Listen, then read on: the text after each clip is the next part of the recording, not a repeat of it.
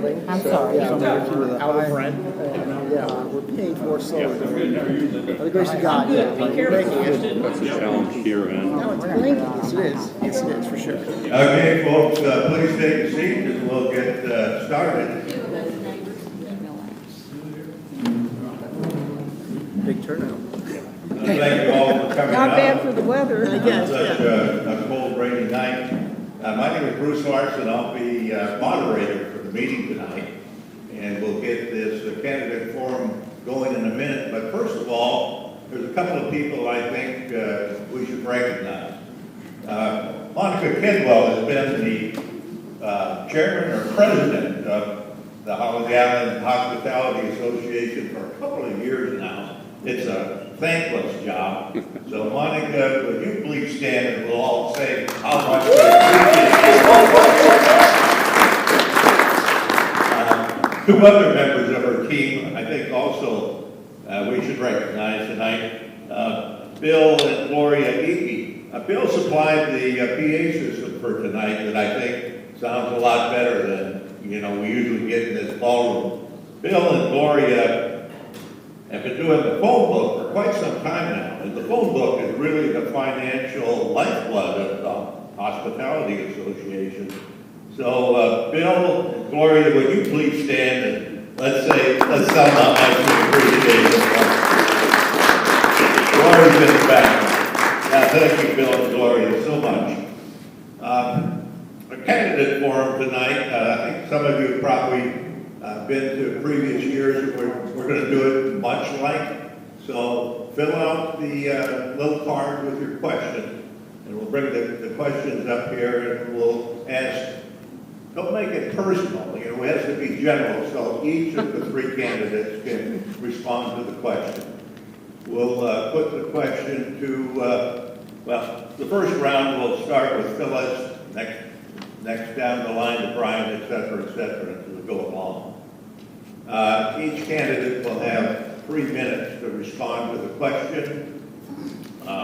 Lona is the timer, and she has some cards. She'll hold up a 2-minute warning, a 1-minute warning, and a red for your time is up. Our candidates in front of you from your left to right is Phyllis Surratt, Brian Tagliaferro, and Ken Brown. From here on out, I'm just going to go by first name so I don't have to try Brian's name more than once.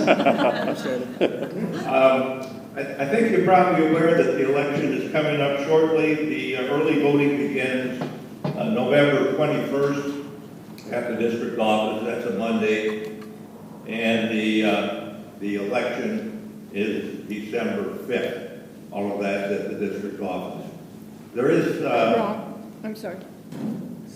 Early voting ends December 5th. The election is the 6th. Oh, I got it wrong. Sorry. Early voting ends the 5th. The election is the 6th. There's also absentee ballots. I don't know, and I'm not going to go through because I don't know. But you can call the district office if you need an absentee ballot. So, first of all, let's go around the table and ask each of the candidates to tell a little bit about their background, their qualifications for being a commissioner, and what they hope to accomplish for serving as a commissioner. And we'll begin with Phyllis. Thank you. Thank you, Bruce. Good evening, everyone. My name is Phyllis Surratt, and I'm running for re-election to the Board of Commissioners. I served, the most recent was my 1-year term. I was elected a year ago, and now I'm running to serve a full 3-year term. I want to thank HIHA for sponsoring the forum, and thank all of you for attending tonight in this not so nice weather. And also thank you to everyone who voted for me last year. I appreciate it. It's been a busy year and a rewarding one. I've learned a lot about the district and the folks who keep it running. We've had some real successes thanks to the leadership of District Manager Danny Presley and Commission Chairman Suzanne Childers. There were 2 unexpected revenue producers. Online auctions of unneeded equipment on the Purple Wave site brought in more than $200,000. The board approved a permanent lease agreement with American Tower Corporation for the small area next to Fire Station Number 1, generating $625,000 in income, the equivalent of 23 years of the annual payments that we would be receiving. At the request of Mr. Presley and Ms. Childers, on October 20th, I met with the officers of CS Bank to discuss the safety and security of our bank accounts. Before I retired, I was an investment officer with Commerce Bank. Several of my clients included cities and school districts. My meeting with the Chief Financial Officer, Melissa Casey, made me comfortable that our uninsured deposits are being properly monitored and secure. I'm running for re-election because I want to use my skills to help our community to continue to prosper and grow. One thing about a board like ours that we have so many people from such divergent backgrounds that somebody can always step in and have some knowledge of what's happening. So again, I ask you for your vote. Thank you all.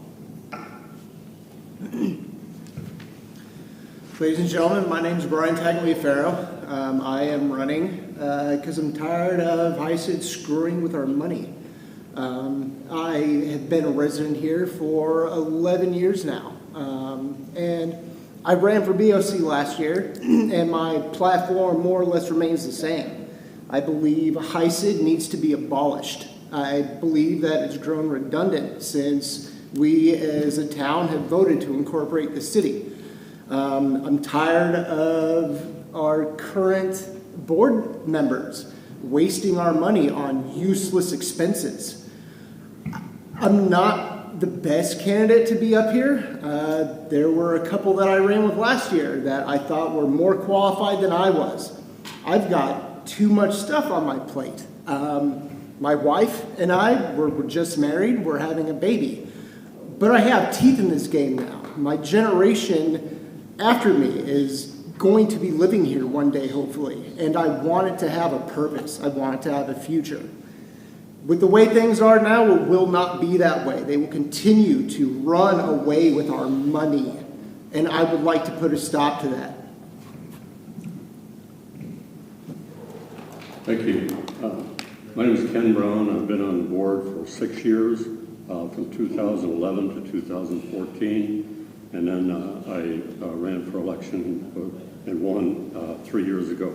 So this is the end of my 3-year term. So I'm asking you to return me to the board for another 3-year term. I've asked several people since I moved here from Arizona. I retired as a school superintendent near Tucson. And whenever I can get the chance, I ask people who just moved here or have been here for about a year, is this the least you paid for taxes and homeowners fees and so forth? And every one of them, been about 20, said yes. This is the best deal we've had, and we've had really nice homes here as we've had in other places. And that's what I want to continue. I worked for the city. I worked to get the city passed, and I continue to feel that the city and the HISID can work together. There were $500,000 at least a year that we were not getting in turnback funds. The people passed the city election, and now we're getting that money. The main thing that I think about that $500,000 and some of the monies that Phyllis mentioned earlier is that we need to keep the HISID moving forward instead of running out of money. It's sort of like a mortgage, and I won't go into the details of that, but there's a certain amount of money after the lawsuit of 2011, 2012 that we have to operate on. And every assessment that you pay each year brings that total down. So currently we're scheduled to be, I've read several estimates that we could go as late as 2045 and or 2035.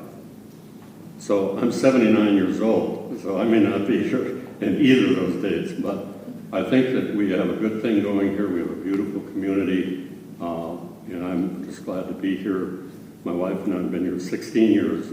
We moved here in '06, and everybody that comes here says, I didn't even know about this place. I love it.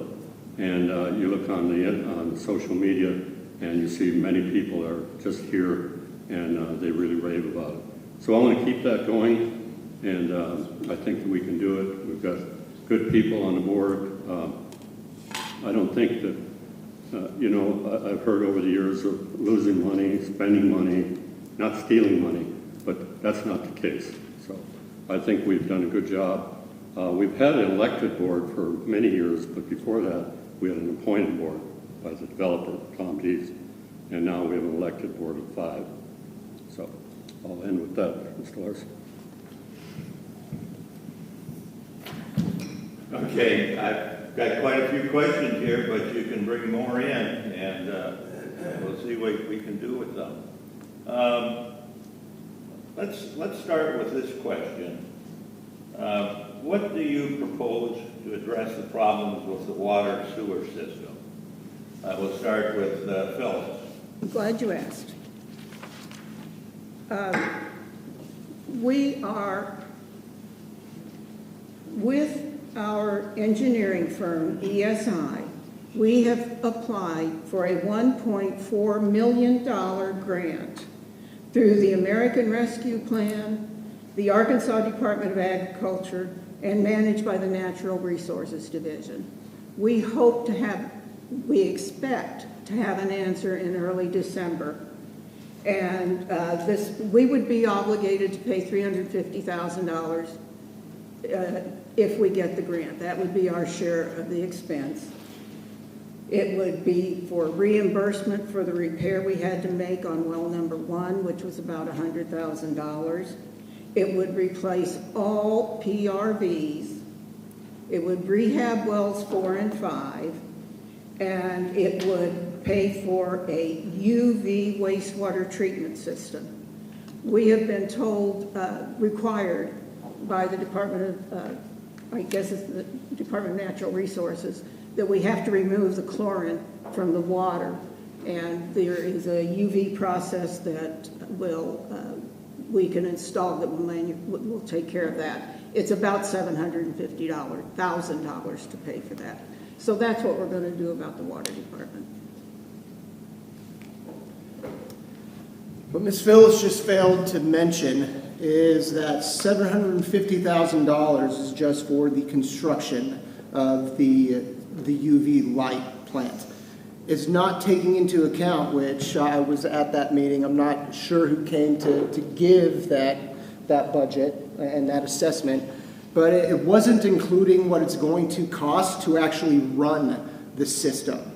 The gentleman that was there admitted that it was going to affect our assessment of benefits, that it's common sense. The UV is going to cost an arm and a leg to sustain as far as the electric bill goes, and that's going to be on us to fulfill. That's not a solution. They've had plenty of time. The current board members have had plenty of time to fix the pressure relief valves, and they have not. There's been many a complaint. I'm not sure how true it is, but our water system currently can't handle a fire disaster in this area because we don't have the proper water to function it. There's a lot of issues that are at hand, and these two have had plenty of time to fix them, and they have done nothing. Our water is great. I think it's as good as this bottle of water right here.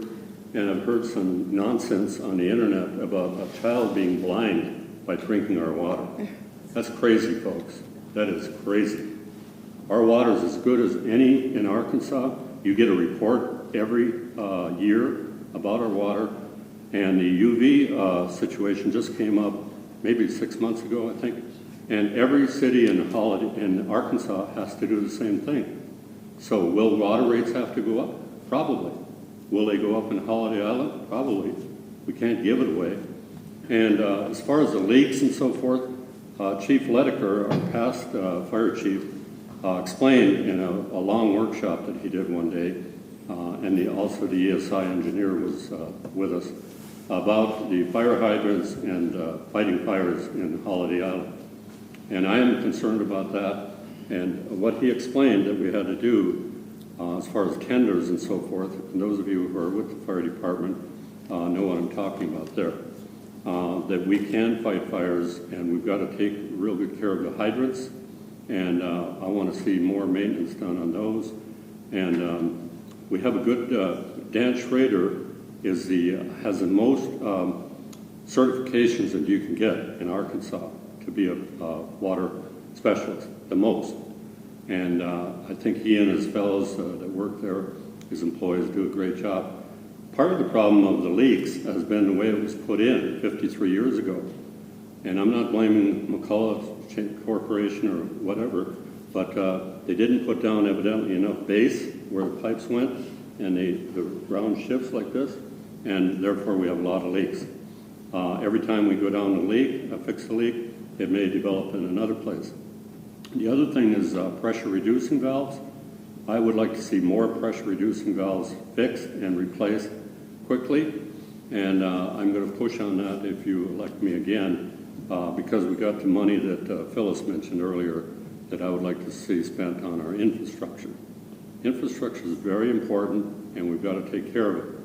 One of the reasons that the rec center went down is we didn't have maintenance on the ground underneath the floor, and now we're looking at a big bill on that building. And any other place that I see that we need to do a better job of maintenance, I'm going to be pushing for that at the board level. Thank you. All right, thank you. I got 3 questions that were submitted that are pretty much along the same line. So let me pose all 3 questions that kind of roll together so you respond to the kind of the combination of 3. What is the biggest challenge for HISID? What do you see as the most important issues facing Holiday Island that need to be addressed as soon as possible? What are your top 3 priorities that must be supported 100%? And we'll start with Brian. Infrastructure is absolutely critical. I completely agree with Ken. That's one of the main reasons I'm here. Sorry. It's one of the main reasons I'm here. Last year, I ran because my flower shop, I own Eureka Springs Flowers, used to be Holiday Island Flowers. We got snowed in because we couldn't leave our cul-de-sac. They hadn't maintained the roads during a snowstorm. We lost almost $2,000 worth of inventory that year. Infrastructure is absolutely critical, and I can't begin to fathom all the stuff that HISID has to worry about. Once again, though, I believe that's where the City Council needs to start taking a step up. Stop worrying about code enforcement and start solving the infrastructure issue. We need to fix our roads. We need to fix the pressure relief valves. We need to fix the water. I don't see that happening right now. These two can continue to say that they are doing it, but it hasn't happened yet. My main concern would be the infrastructure, the water, and bringing businesses back to Holiday Island. Unfortunately, there's not a lot of support in the community as far as businesses go. We need to start attracting more businesses here to keep this thing sustained. Businesses bring tax revenue, which bring money to the city. Once again, I feel that HISID has become redundant and that we need to start looking at a city solution for a lot of these problems. However, right now I believe that infrastructure is definitely the tippy-top thing that we need to focus on. This rec center that Ken was talking about, at their own admission, it could literally be a shack with a cash register to take people's money. That's all it needs to be. But instead, they're spending $450,000, I believe, is the budget for that. It's unnecessary. We could build a Gurskin shed for $16,000, put a cash register in it, and call it good. That would be my top concern, to start regulating a little bit of what HISID has currently done and to have some checks and balances in place to make sure that our money is being spent in a wise place.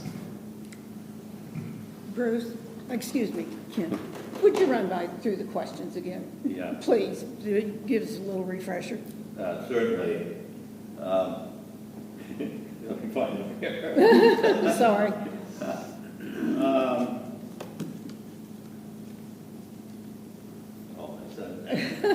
I didn't mean to make it hard for you. What are your top 3 priorities that must be supported 100%? What do you see as the most important issues facing Holiday Island that need to be addressed as soon as possible? What is the biggest challenge for HISID? Thank you. I think the biggest challenge for HISID is to keep operating as we have for the last 53 years and keep a quality of life here, as well as amenities. Amenities hasn't been mentioned yet in our comments, but we have great amenities, the golf courses, and a lot of people say, well, why don't you close the golf course? Well, we're not going to close the golf courses because that's what brought a lot of you here, even though you don't golf. You drive down HI Drive right here from the front gate and look at both sides, and that's what got my wife and I here. You come in the other gate down by Woodsdale, and you go out on the island. That's what's the beauty of Holiday Island. So if you don't play pickleball, you don't play golf, you don't play basketball or anything else, tennis, but you still need those things because a lot of people who move to Holiday Island do. Pickleball is one of the most popular sports of over 55 in the country. And my granddaughter is a recreation director in Conroe, Texas, and they're just building eight of those courts, and they're full all the time. The most important thing is to keep our costs down and keep our infrastructure up. Now, some of our colleagues, some of our residents want to redo all of the piping, sewer pipes, water pipes, and pavement in the whole of Holiday Island to make it better. It's $1 million a mile, folks.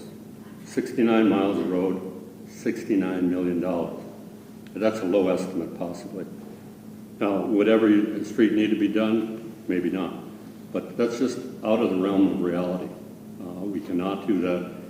Pressure reducing valves and other things that the ESI Corporation has helped us with should be done and should be done more quickly than they have been. Dan, I mentioned him earlier. They weren't able to do the pressure reducing valves at the rate that we wanted. I think we're going to have a company come in and complete some of those this year, next spring. But anyway, I think if you like to be in Holiday Island and it's a fair price for you to live here, and you've lived in other places like I have, 5 states, 3 foreign countries, you'll find that what we're doing is pretty good, and we want you to stay here. Thank you. Thank you.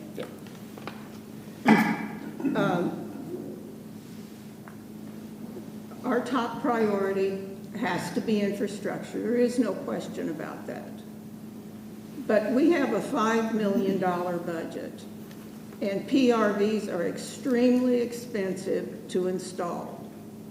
If you turn over the whole $5 million budget, then where's your firefighters, your road department? We work hard as a board to establish priorities. And we are fiscally in very good shape. So we can put money like these windfall funds, the auction and the tower, to some of those types of things. We have a problem. Increasing business is an excellent idea. We don't have a sales tax. We're not going to get any income from those businesses through taxation because we don't have a sales tax. We have a problem with employees keeping and paying employees a good amount. You can't fix PRVs when you only have 3 people on the water department or 4 people on the water department, when you're a person down on that staff. We're searching for a fire chief, and Manager Presley has been interviewing some people looking for a fire chief. A problem that we've run into here is how small our volunteer fire department has become. There are a whole lot of things that could be done better. We are working on it. As far as the recreation center, a Quonset hut, whatever kind of building you're suggesting, is not what we need to keep up a livable environment, a place that people want to come. And we're not talking about a fancy building over there. We're talking about sufficient square footage for people to work out of, to have an office, to have bathrooms, to have sunshade. And in my way of thinking, as Ken said, amenities brought us here. And the amenities need to be maintained at an appropriate level. Personally, I have worked very hard for the last year that I've been on this board. Everyone on the board works very hard. And we have a mission to do what is right for this community. The next is, again, it's kind of two questions that I think go together. First was written, is HISID in trouble financing at the current assessment level? And should HISID limit the assessment of benefits to the interest rate of 6% in order to extend the assessment of benefits expiration into perpetuity? Anybody need me to repeat those? All right. Well, anytime you need a repeat, just let me know. But the goes to Ken for an answer. I have a great interest in that, and that's why I voted for the city, and I worked on the city committee for quite a while. The city, one of the reasons that I voted for it, and it's happened, is $500,000 turnback funds that we weren't getting, but we were paying to go to the state of Colorado, Arkansas, and other cities in Arkansas. That's happened. The city council has done what they said they were going to do, and the mayor, and that money has come back to us. So, what in the grand scheme of things, that $500,000 would help the $4.7 million that we have as a budget for the SID to go forward, would say 5.3. But the way that inflation is, and everybody, you know your own budget, your own family checkbook, how hard it's been in some cases over the last 6 or 8 months. I would like to keep our assessment at $780. We've got a very bright fellow here, Wes, is the treasurer of the city, and other people that are very good at math, that we, if we keep it at $780 right now, that's how much a house would pay, R1, paved lot, a home like mine. And if we go up, every $10 or $20 that we go up on that for next year or the year after, means that we would last less time, okay? It's like the mortgage that I mentioned earlier. Paying the mortgage off in 30 years versus paying it off in 20 years versus paying it off in 10 years. So I would like to see us go till 2045. That's what one of the figures I have here, if we kept it at that level. Now, we have, as Phyllis mentioned earlier, had a godsend this year. We have the sale of the cell tower land and also Purple Wave auctions, which is $200,000. I've been pushing for that since I've been here, folks. Sell some of our stuff. Sell some of our stuff. And we did. And it was $200,000 of stuff that was back in the back fields or whatever. Things that weren't needed, unwanted. And so we've got about $1 million there, but it's going to take pencil-sharp figures and work. And I agree with Phyllis. We worked really hard on it, and we really appreciate what you've done in providing a budget for us to continue each year. Thank you. I agree that the $780 assessment of benefits is at the appropriate level for right now. I also know since my visit with the bank that we are in excellent financial shape. nobody needs to worry that we're going to start cutting services or have to make drastic changes in anything. But it's a balancing act, and we're always trying to keep our revenue up and our expenses down. And I must say, from everything I've seen, we have the best staff, department heads, managers that you can ask for. They can stretch a nickel farther than anybody you have ever seen. And we owe a debt of gratitude to the people who run all of those things. Again, I think we're probably at an appropriate spot for our AOB. I think any idea that HISID is going to go away is misplaced, because who would take care of all of this? The city's budget's not $5 million. They can't support a road system. They can't support a water system. They could pass a mill levy, which means all of your taxes will go up, and no one wants that. But somebody has to be taking care of what makes this the great place to live that it is. Thank you. I don't deny that this place is a great place to live. That's why I'm here. I love it here. It's one of the most beautiful places I've ever been. As far as the mill levy, I believe that would assist us in creating an opportunity to pay for some of these things. At some point, I would like to see the AOBs go away. Once again, I'd hate to keep repeating myself, but I believe HISID has become redundant. Now that we have voted to become a city, it is time for the city to start taking on those problems. It's not on HISID anymore. HISID was never supposed to be a permanent thing. It was meant to build up the area and then eventually be given off to a city. That is the purpose of it. Yet both board members that sit here are wanting to run it into perpetuity. That's two forms of government, and that it shouldn't be that way. We have voted to have an established government for the city, and a lot of these things need to be taken over by them. I'm good. The next question concerns the rec center. The question that was submitted was, do you support a $300,000 recreation center? If so, why? If not, why? And you might expand on that. How high would you go for it? I think we're back to, this goes to Phil for the first.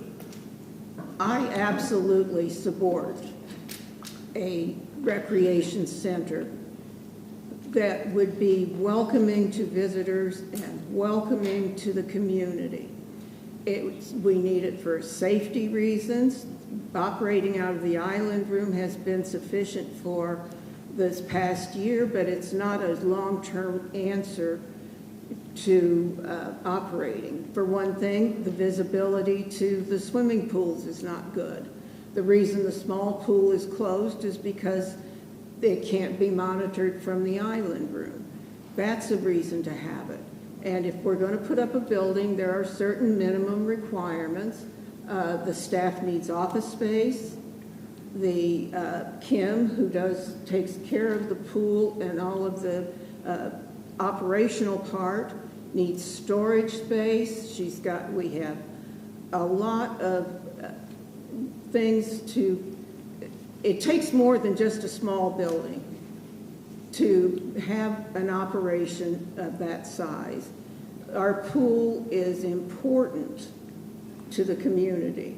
As far as budget, we are working very hard to get it down. We started out thinking we needed a 6,000 square foot building to replace the actual structure.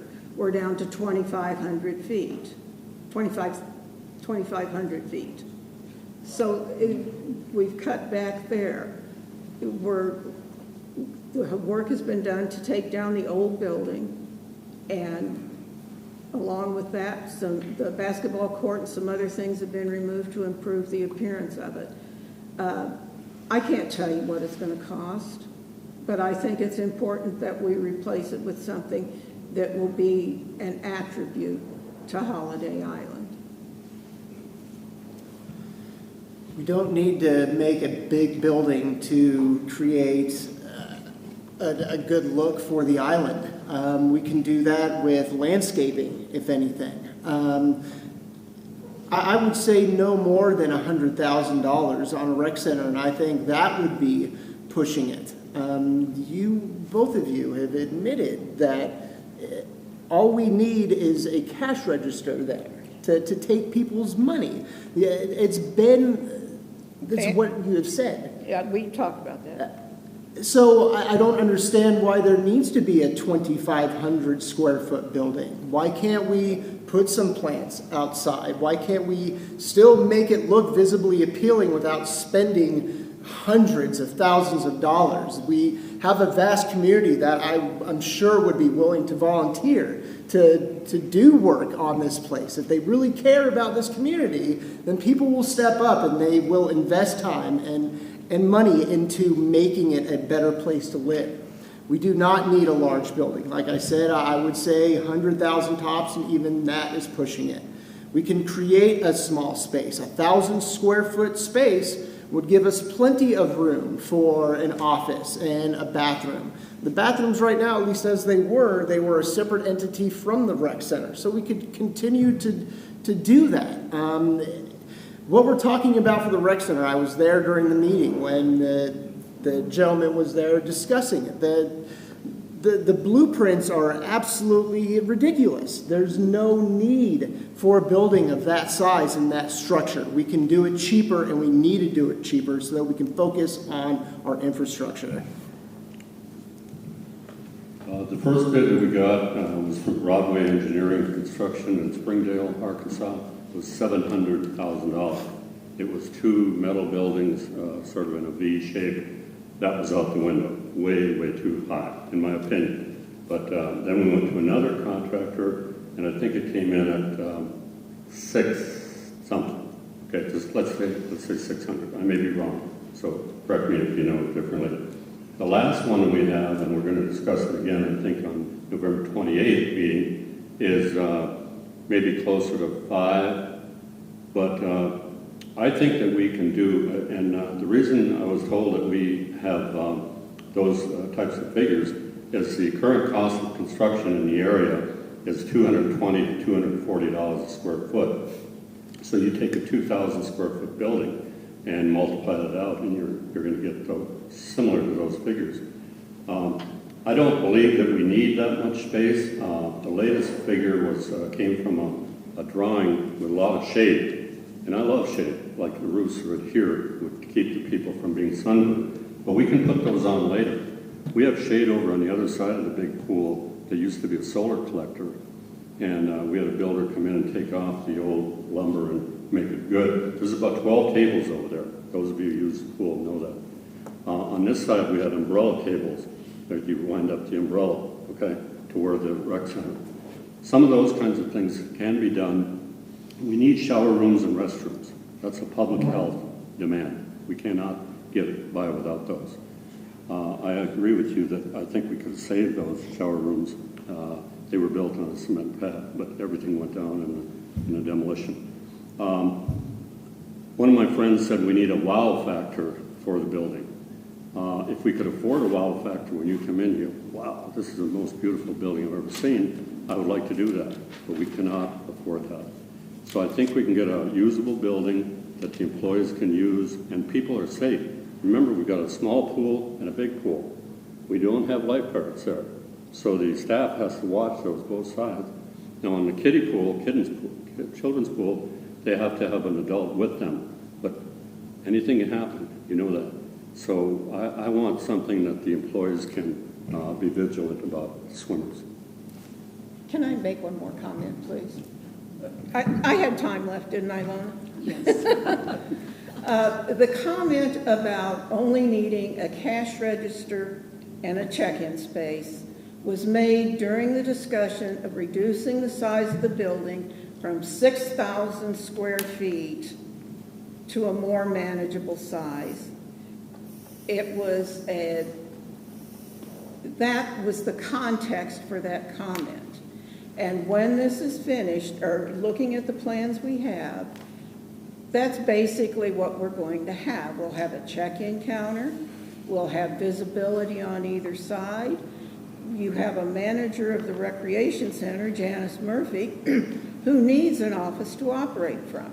You have to have storage space. And the overall plan, that 2,000 or 2,500 square feet, would accommodate all of that without being excessive. All right, since Phyllis had an added, does any of the other two have anything you want to add to that?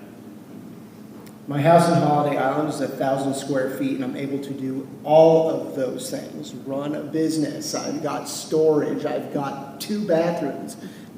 It's possible, it can be done for a lot cheaper than $500,000. One of the things that a lot of people don't realize is the 5 board members do not run the district. And our chair, Ms. Childers, says that every meeting. The district manager runs the day-to-day operation of the district.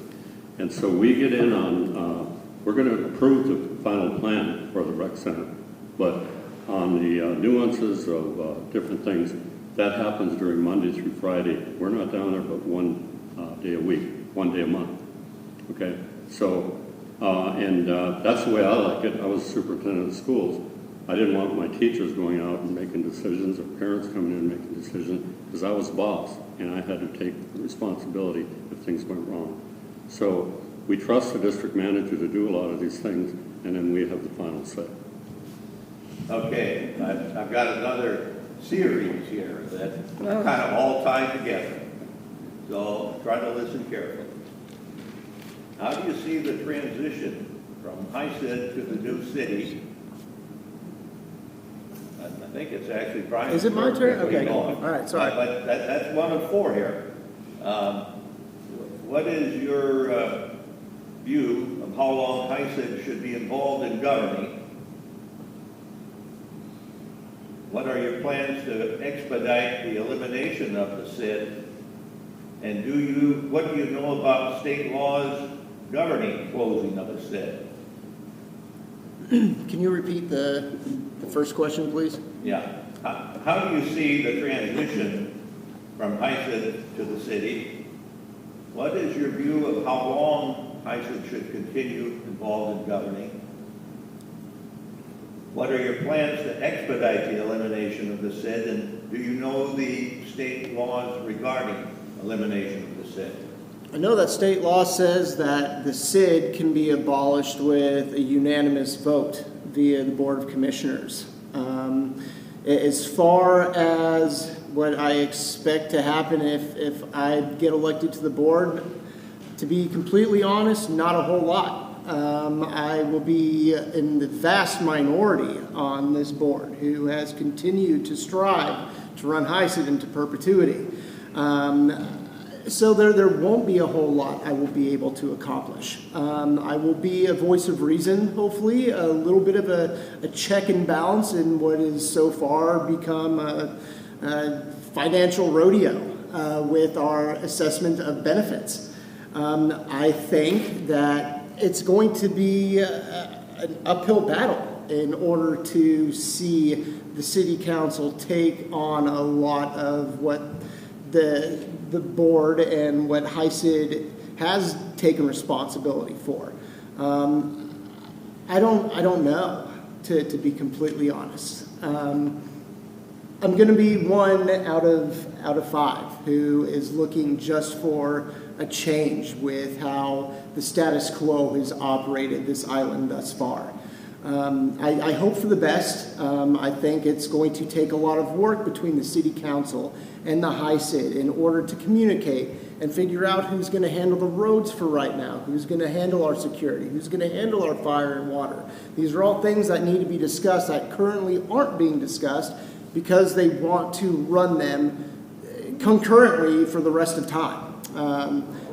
That needs to change, and I hope that I can at least be a start of that change. I hope that more people will get involved. I hope that more people who feel like I do, and a lot of people who I've talked to feel. I hope they continue to step up, and I hope they run next year. I want to see change. I would love to see HISID and the City Council work together to make sure that HISID is abolished within the next 5 to 6 years. That's what I would like to see. I don't think it's going to happen overnight, but the work needs to be done to start paving the road to see that happen. I want to bring up our neighbors over here at Bella Vista, Arkansas. They have 26,000 people in Bella Vista, Arkansas. We have 2,500. They have a POA, and a POA, Property Owners Association. That's a bad three-letter word for most of us who have been around the country. But the POA over in Bella Vista handles all the amenities. 7 golf courses. 7. Okay, and they set the fees and the pools and all that type of thing. So the POA over there is sort of like the CID here. But the CID here does a lot of other things, most of the other things. So what I feel is that when I worked for the city, forming the city and getting the election started, we were told we could only have 5 mills. The city council could only assess 5 mills for taxes. And 5 mills is about $300,000. So if our budget is about $5 million, you're looking at 10% only. Now, how would you get more mills? How would you get more mills? The voters have to vote it in. Now, I'd like to talk to each one of you after the meeting tonight and say, how many of you would like to vote in $4.3 million more in taxes? Okay, to replace the assessment, we're going to need about $5 million, more than that. 4.7 plus 500,000, 5.2. So I also want to take a look at Cherokee Village, Arkansas. Look it up on, Google it, look it up on the lawsuit that just about ended Cherokee Village. And you'll find that what we've done for 53 years here in Holiday Island has been pretty good. And we had 35% in reserves. There's a gentleman in the back of the room, Larry Stamps, who's worked for Holiday Island a long, long time ago, and he's worked for other corporations around the country in forming things like the CID. I don't see us needing to abolish the CID. I think we can go along hand in hand together, and I think we can make it work. But I do not see any voter voting in more millage. I was school superintendent for about 8 years, and the only thing that voters got to do on voting for taxes was on a school bond issue or a school millage issue. And many of them passed. All of them passed while I was superintendent. But that's for your kids. It's not for roads or PRVs. So I would say I would be comfortable. I'd like to see us, the city has a development committee, I think it's an economic development, to try and get some businesses in here. But we can't live on sales tax from the park up here. The hardware store and the food store and elsewhere is not going to develop enough money. When you look at Bella Vista, there's dozens and dozens of big tax-paying businesses. We have none.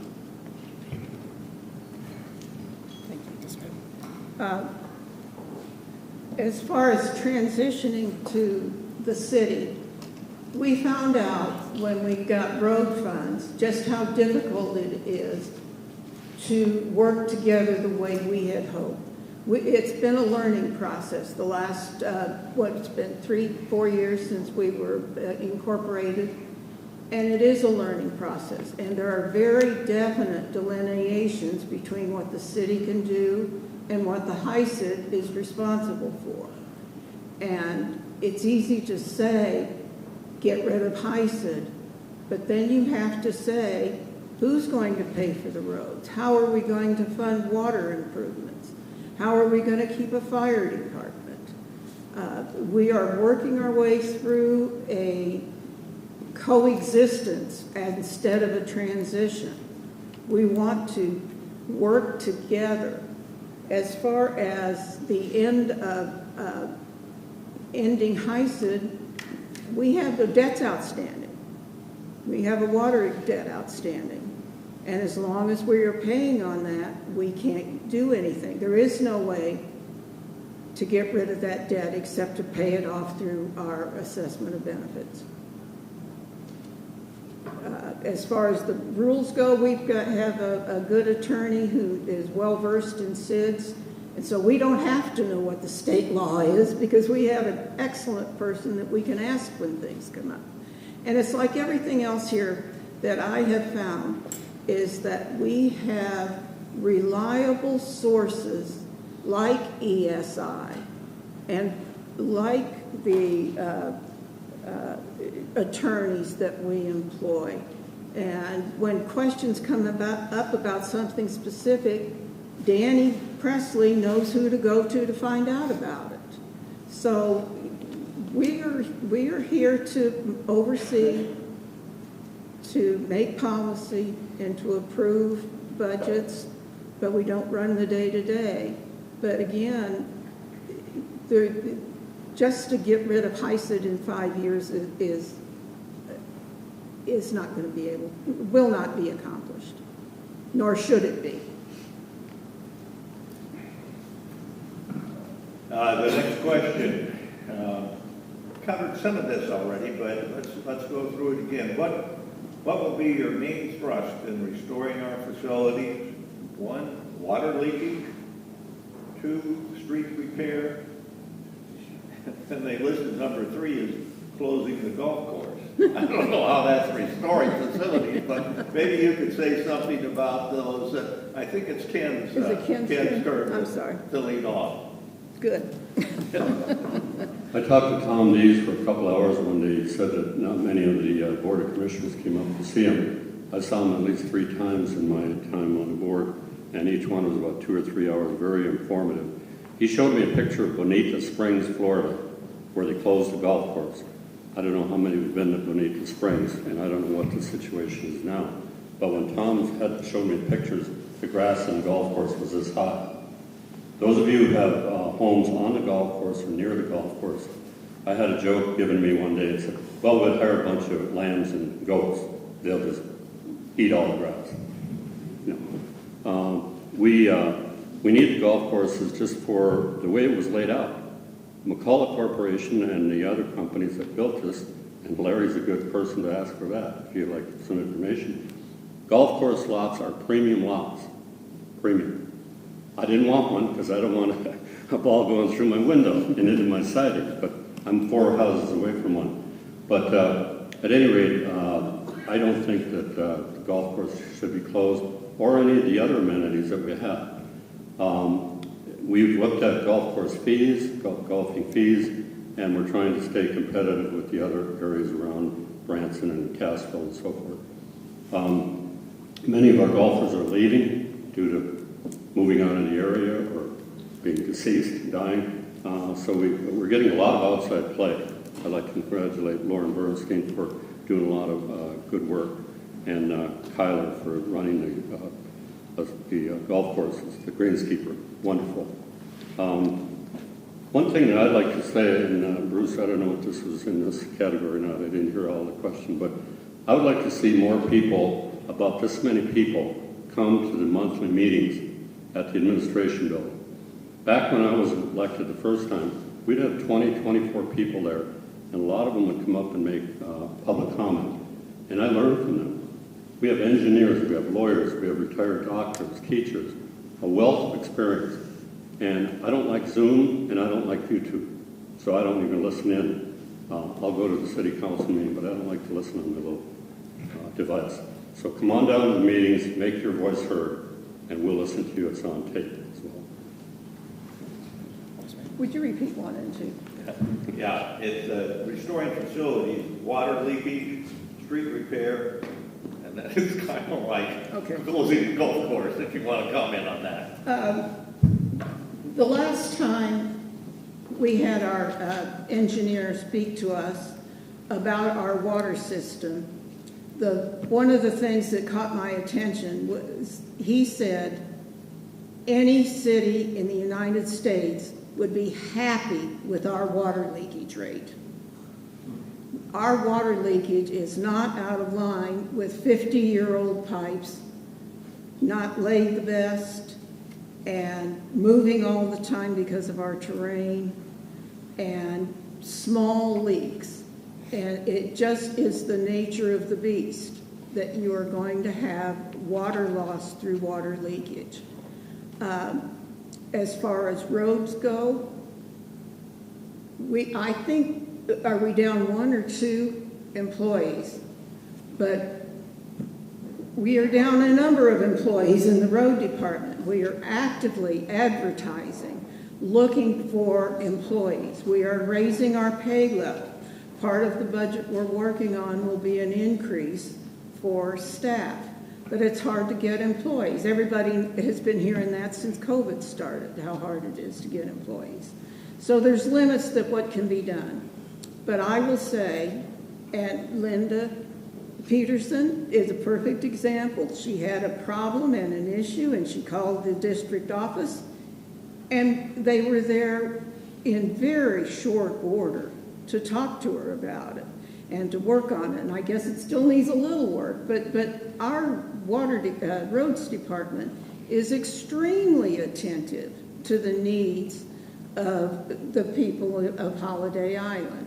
Yeah, there's some bumpy places. Part of the problem is the water lines are under the street. So when a water line goes bad, you got to tear up the street, and it takes time for.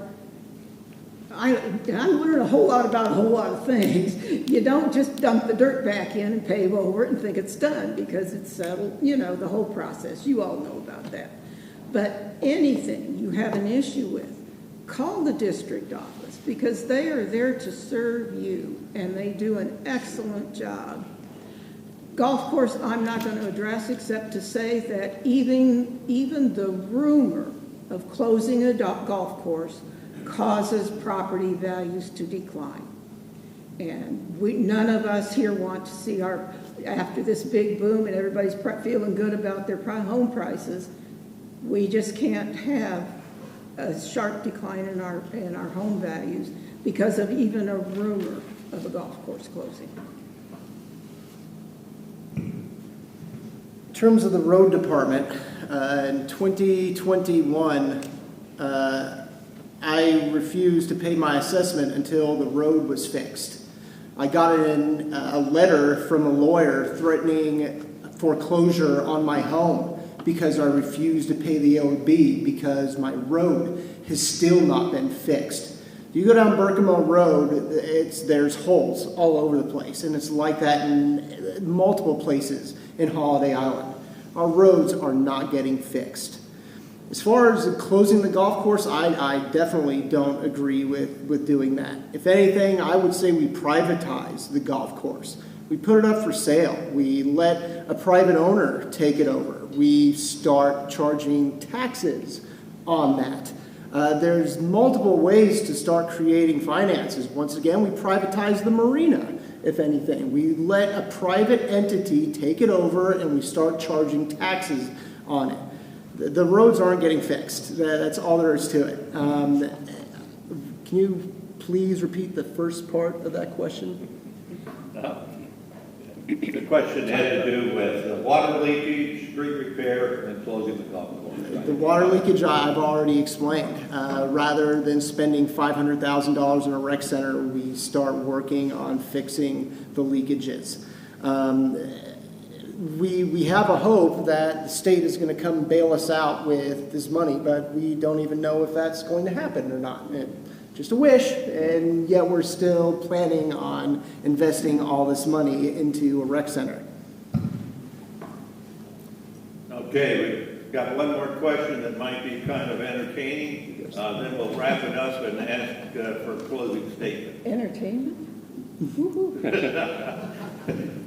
What's the most absurd thing that you've heard, rumor you've heard about HISID, and why is it not true? Who gets that one first? I think it is, I lost track. Phyllis.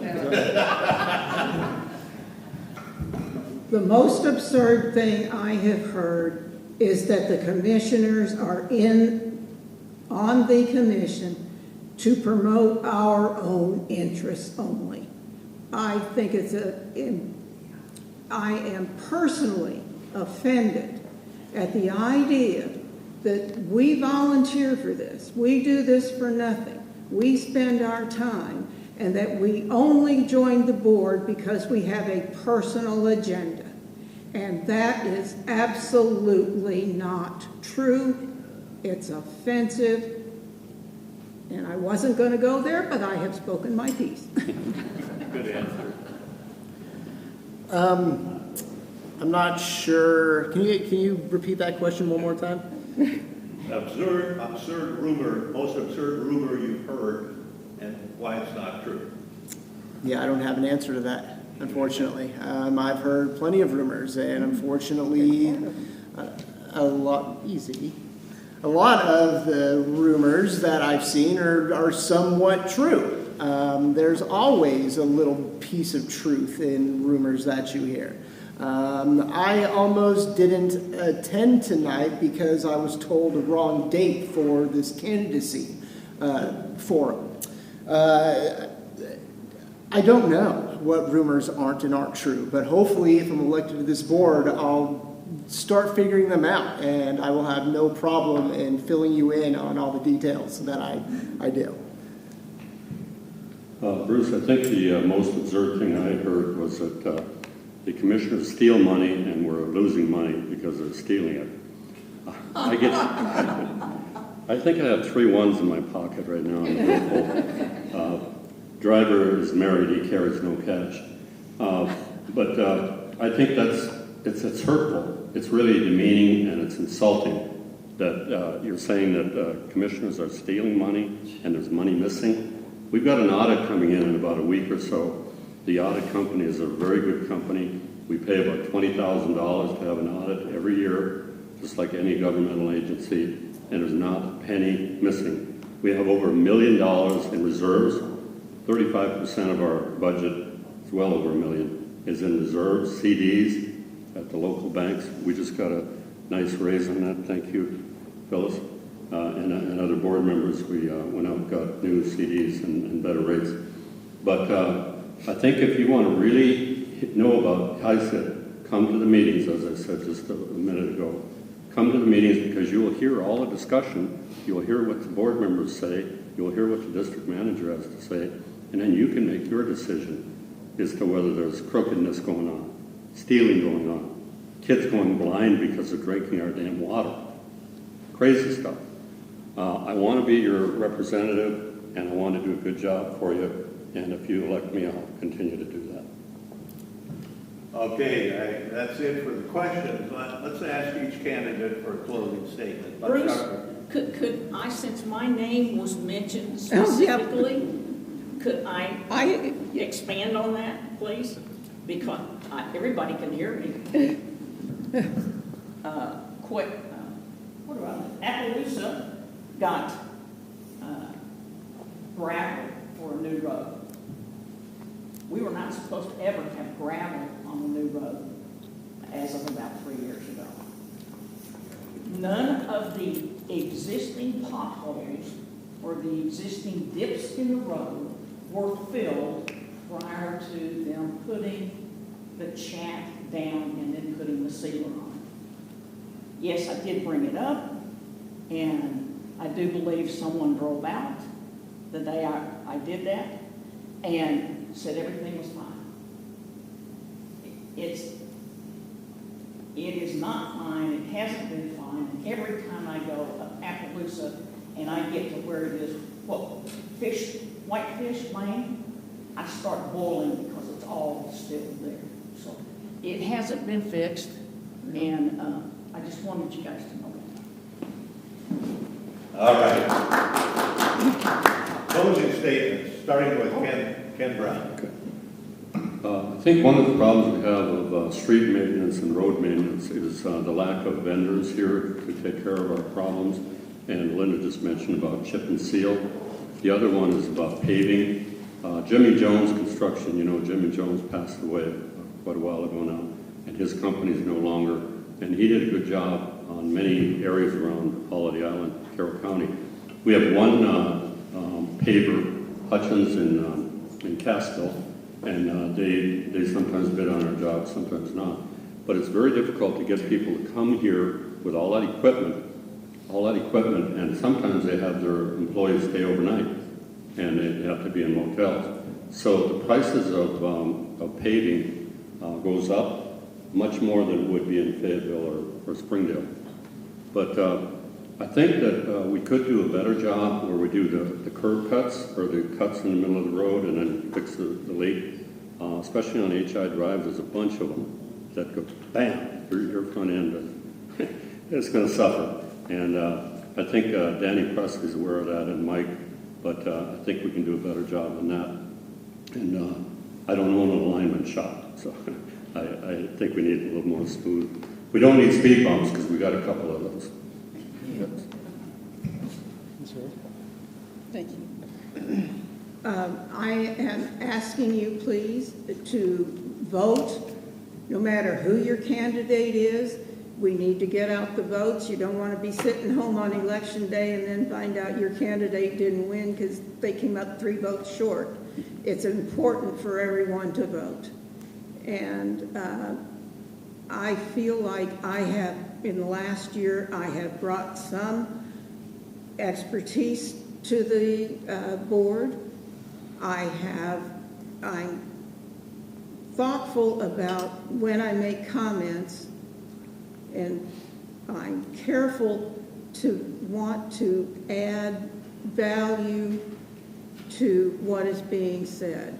I feel like I can be open-minded about propositions and what's being said to us. And say it's been an education. It's been hard sometimes, but it's worth it to have people on this board who can be here and care about it and make reasonable decisions. And again, I ask for your vote. I really appreciate. Oh, excuse me, sorry. Don't invite you, cut you off. I know, it happens. Don't worry about it. I got a thick skin. Ladies and gentlemen, I appreciate the opportunity to be in front of you all tonight. Like I said, there's a lot better candidates than I am, I believe. But unfortunately, this year you only have 3 choices. 2 of them are the status quo. It's how Holiday Island has operated now for 25 years. I'm asking for your consideration just so that we might start seeing a little bit of change. We start hearing some voices that are discontent with the infrastructure and how things are going right now. These 2 have had their chance. And unfortunately, I think a lot has still been missed. I would just say, please consider the vote. I appreciate it. I will work my ass off to make sure that some of these voices are listened to and some of these voices are heard. I've got 1,000 other things I'd rather be doing, but if I get this gig, I promise you I will do my best to not let y'all down. We recorded this tonight, or I recorded it, hopefully, and our intention is to post it on YouTube, and we'll send the link out so it will, things go well, it'll be on the Facebook page for HIHOG,